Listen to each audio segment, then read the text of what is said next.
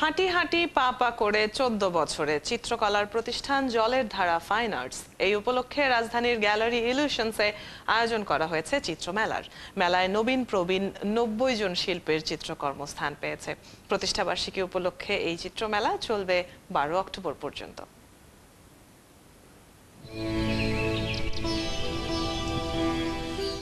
Gallery জুড়ে নবীন প্রবীণ ৯০ শিল্পীর চিত্রকর্ম দেশের খ্যাতনামা শিল্পীদের সাথে নবীন এবং শিক্ষার্থী শিল্পীদের চিত্রকর্ম একসাথে এক ছাদের নিচে এক নতুন মাত্রা যোগ করেছে।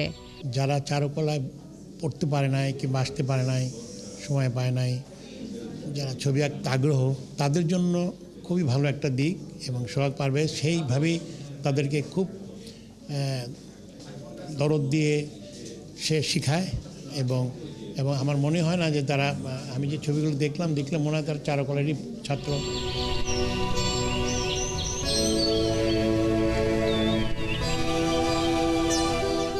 চিত্রশিল্পী সোহাগ পারভেজের চেষ্টা আর নবীন চিত্রশিল্পী বীরেন সোমের সহযোগিতায় জল রঙের প্রতিষ্ঠান জলের ধারার পথ চলা শুরু হয়।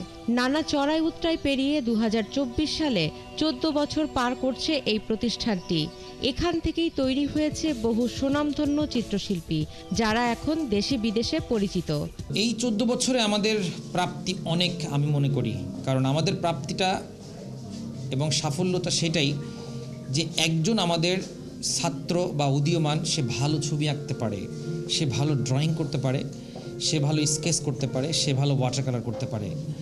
আমাদের সার্থকতা এটাই। জলের ধারা জল রঙকে দেশের প্রত্যন্ত অঞ্চলের শিল্পীদের মাঝে ছড়িয়ে দিতে দেশের বিভিন্ন জেলার শিল্পীদের সাথেও কাজ করেছে।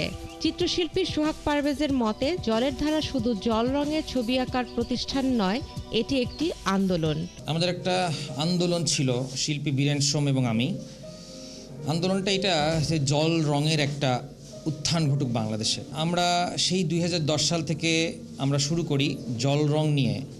শুধু শিক্ষার্থী শিল্পী নয়, যারা ছবি আঁকতে আগ্রহী এমন অনেকেই নিজের ইচ্ছায় যুক্ত হয়েছেন এই প্রতিষ্ঠানের সাথে।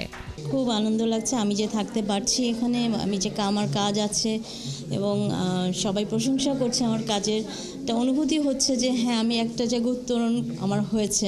গ্যালারি ইলিউশনে বিভিন্ন মাধ্যমে আঁকা ছবি নিয়ে চিত্রমেলা চলবে ১২ অক্টোবর পর্যন্ত। ফাতেমা শাম্মী, ৭১, ঢাকা।